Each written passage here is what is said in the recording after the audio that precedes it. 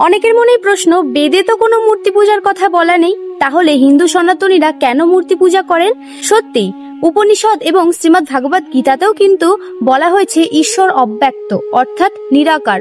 ঈশ্বরের কোনো রূপ নেই, আকার নেই, গন্ধ নেই, কোনো কিছুই কিন্তু নেই। কিন্তু অব্যক্ত বা নিরাকার কোনো বস্তুকে কি আমরা উপলব্ধি করতে পারি? ধরুন কোনো অদৃশ্য বস্তু, অদৃশ্য ছায়া, সেটাকে কি আমরা উপলব্ধি করতে পারি? না। অন্যদিকে কিন্তু বিজ্ঞানও এই কথাটাই বলছে, মানুষের মস্তিষ্ক কিন্তু কখনো কোনো অদৃশ্য বস্তুকে বা কোনো নিরাকারকে চিন্তাও করতে পারে না। এদিকে শ্রীমদ্ ভাগবত গীতার ভক্তি যোগে বলা হয়েছে, যাদের মন ভগবানের অব্যক্ত নির্বিশেষ রূপের প্রতি অব্যক্ত, তাদের ক্লেশ অধিকতর, কারণ অব্যক্তের উপাসনা দেহধারী জীবদের কেবল দুঃখই লাভ হয়। আবার গীতাতেই আরেকটি শ্লোকে বলা হয়েছে, যারা যেভাবে আমার প্রতি আত্মসমর্পণ করে আমি তাদেরকে সেভাবেই পুরস্কৃত করি। হে পার্থ, সবসময় তুমি আমাকে অনুসরণ করো।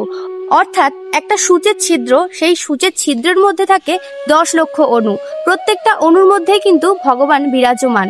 হিন্দু সনাতনীরা মূর্তি পূজা করে মানেই এই নয় যে সেই মূর্তির মধ্যে ভগবান বিরাজ করছেন। মূর্তি পূজা করার আসল কারণ হচ্ছে মূল ফোকাস বিন্দু, অর্থাৎ এই মূর্তির মধ্যে দিয়েই আমরা ভগবানকে স্মরণ বা ভগবানের প্রতি ভক্তি জাগিয়ে আমাদের কেন্দ্রবিন্দুকে সঠিকভাবে পরিচালিত। এবার একটু শাস্ত্রের কথা জানা যাক। ঋগ্বেদে বলছে, সত্য এক। জ্ঞানীরা তাকে নানা নামে অভিহিত করেন, কেউ তাকে অগ্নি, কেউ তাকে যম, কেউ আবার মাতব্বিষা বলে ডাকেন। আবার স্কন্দ পুরাণে বলছে, ভক্তিরূপে যেভাবে ভগবানকে আরাধনা করা হয় ভগবান সেইভাবেই সন্তুষ্ট হন। সংহিতাতে বলা হয়েছে, মূর্তিরূপে যে ভগবানকে ধ্যান করে সে অজ্ঞান নয়, সে হলো ভক্ত।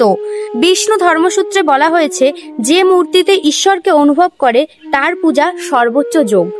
তাহলে আমরা বেদ, উপনিষদ, সংহিতা অনুযায়ী শেষে কি বুঝলাম?